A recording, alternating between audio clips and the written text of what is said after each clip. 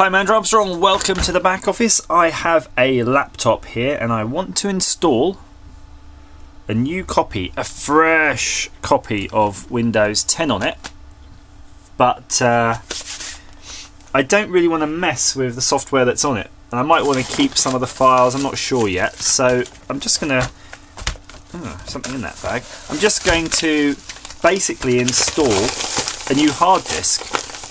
So this video is more about how to install a new hard disk, obviously in a very messy workspace. That's your prerequisite for this, is to actually just have every single tool you've ever used out. No, that won't work, that's a flathead. So these are Lenovo ThinkPad Yoga something or another, and oh crikey, some idiot's already been in here, me, and clearly overcranked these screws, and he forgot that they're made out of, you know, a dubious quality of metal, and what, they actually literally rounded. I can't believe that. How can they be that bloody soft? They're requiring way too much torque, but looking at them, they're actually kind of corroded too, and they're actually put in with a bit of Loctite. That's okay. So my plan is basically, I've got Windows 10 downloaded and I've used a program that gives you the serial number for your Windows 10. So that's often required because when you install Windows 10 on the old laptops that had Windows 8 on them, for example, you had possibly a serial key. But then when you try to reinstall Windows 10, it will go, nah, I don't like that key. So make sure you download one of the various applications, and I'm sure someone will leave in a comment what they think is a secure one, because they always feel a little bit kind of waresy. And then they can, then you can sort of fetch off your key, and then get your Windows 10 installation media. Magnets. Magnets. We don't have to worry about magnets so much now that we don't have magnetic media in a lot of things. Right, let's get the last couple of screws.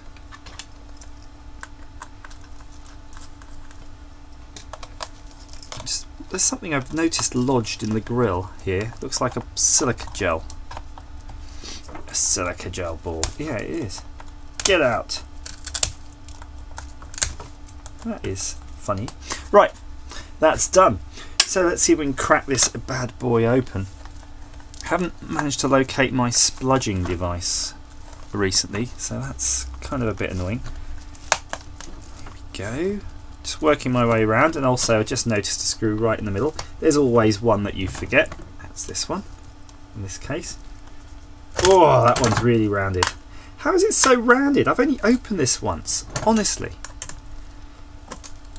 I don't know if anybody's been in here after me, to be honest with you. I don't know somehow. This is, you know, one of those work laptops, but I don't know if you can see that. Probably not if you zoomed in that far, but look, I mean, that's pretty nasty, isn't it? Maybe it was me. I mean, I'm not saying it wasn't me. It might have been, but I like to blame it on somebody else because I don't like it. Right. This had a weird thing with this sort of front here. Oh, guess not. Guess it wasn't that weird at all. So first time I got this laptop, it had a bit of a funny turn, and it just sort of overheated and cooked itself. Never sure why. Never found out why. But I had to open it up and basically pull the battery to stop it doing it. And after that, it was good as gold. So really weird. I think that was the early days of sort of Windows 8, and a very complicated laptop driver-wise, because it's got a capacitive touchscreen, a Wacom digitizer, a touchpad, and a one of those nipple steery things. So this is the hard disk there, just a couple of screws, that's all it was. So I'm just going to see this drive now. So I've got this drive. This is a Crucial MX100, and I'm going to be replacing it with a Western Digital Blue 500 GB. So I hope that they're about the same thing. Just going to go and have a quick look at the specs on the internet though. Let's have a look before we go further. Okay, they seem to be more or less the same sort of spec. I think that's fine. So what I'm going to do is remove this crucial one, the crucial, and it's in this little caddy, and just orientate your spare drive. That's the way it's going to go in the caddy when you're done, apparently. A couple of screws. It's not too tricky, is it? Now if you've got a spare battery, now would be an awesome time to replace that, but I don't. So we'll put that there. So interestingly enough, the crucial label, it's sort of upside down compared to the other thing, but crucial. We'll flip that out and put it away, and then we'll just put that one back in. And then we'll have to have a look. When I'm done with all of this, I'm going to have a look for my external DVD-ROM drive, because I always prefer, if I've got the choice, I'll still use DVD installation over USB pen drive, because the USB pen drive, that bloody beep, is for me one of those weird ones, because it's kind of a bit of a, there's always some bit of black art in it, you know, because it's sort of got to put a bootloader on and all this, that and the other, and then sometimes you go to use that pen drive in something else and then you got to re-F disk it or something, because it's all been conked. Technical term. Oh, what? Go away. I do apologise for that beeping. That beeping is something atrocious. I think I'm just gonna have to sort that. That's another thing for probably the Teardown Lab. It's a motion detection system that's built into a CCTV system, and basically every time something, you know, you'll get a shift in light, it'll go off. So it's useful for a lot of the cases, but it's got too many false positives for my liking. Just going to give this a wipe down. I like the old fingerprinties. You know, it's nice to not have them, isn't it? If you can get rid of them. Let's have a look at look. Really, this kind of relatively clean, considering, you know, how many times around the world and all stuff this laptop's been. It's okay. It's doing good. That's because these sort of business line type laptops are all made of titanium. They are made of metal, basically metal laptops. If you think that's the primary difference between a ThinkPad and an IdeaPad, for example, if you're buying a Lenovo product. And if you look here, I will show you something. If you look closely, you'll notice all the feet fell off though. That's probably the biggest annoyance, and I haven't found a material that will replace those feet in a nice way, so I have tried to construct new feet for it, but to no avail. There, it's not rocket science, is it? Just got to kind of make sure all these things are happy to shut. They are happy to shut. They are actually holding themselves now by their own weight. Now, I wonder if I should triage some of these screws into mashed and less mashed. I'm just going to put them in only as tight as I can muster with this. I'm not going to crank it in with whatever bloody tool I must have, I'm going to say it probably was me, I must have used in the first place. Can't blame corrosion on everything, although, you know, clearly though, look, there is a bit of corrosion. I mean, if you're using your laptop in the monsoon in India, it's a lot of warm weather coupled with heat, sort of like a rust accelerant. And I'm hoping once this is all done, we'll be able to flip it over. And I don't, actually, it's one of those modern laptops. It might complain. I don't think it's got a BIOS necessarily. It might just go, "Oh, what have you done? Windows 10 is very unhappy with you now."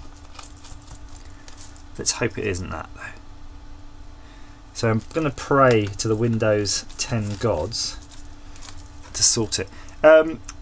Now, one of these features of this laptop, I forgot to say as well, in addition to it being a capacitive touchscreen and a Wacom digitizer and all those other magic things it can do, it can also, check this out, fold back on itself too. So you're supposed to be able to use it like a really heavy tablet. Okay, that's it. That's it. The beep is going off forever. I'm gonna go and thrash that system. Give it a damn good thrashing. Stop your bloody beeping. There we go. That's it. The end of the bleeps. And when you flip it over, look, it locks the keyboard. Isn't that neat? It kind of does something and it makes them that they don't move anymore. So when you're using it like a tablet, it doesn't feel mental. Oh, hang on. Did I forget to turn it off? So I'm going to turn it off. I'm holding down the power. Let's turn it on again. And while it's doing that, look at this. This filthy. It's a filthy bloody thing, isn't it? I'm going to put a bit of label remover. It's quite toxic, but it works well. Now, another thing about these Lenovo laptops, if you've got one, you'll notice the screen. This is the business screen, so it's like a matte finish. But the matte finish is just kind of a factory fitted screen protector, because very soon after using that digitizer pen you get really annoyed because you start seeing these fine scratches. Now the weird thing is, apparently if you take enough care you can remove it. So if you just see there, you can just see the edges where it's got a cutaway, and it's like a factory screen protector matte finish, and it's really scratched up in my case. The idea is, apparently business people don't want glare. Ooh, here we go. Let's see. I'm going to put that there. Let's see if I can choose some options here. So there's our hard disk. And yeah, it doesn't do anything. But that's cool. The disk drives up, and that's probably good enough for me. But yeah, back to that screen protector thing. I had a little feel. You can get under an edge on it, and what people do is they use like hair dryers and they peel it all off, and then they put like WD-40 to get off all the trace of the heat adhesive, and then you get it back to that sort of factory really shiny glass screen where it's really reflective. But you can see now I'm holding it up to the light. Most things, I mean, this isn't particularly reflective because this has got a screen protector on it, which is also doing the kind of same job, but you can see that's kind of way brighter in many respects, even if I shine the same beam. Yeah, see that?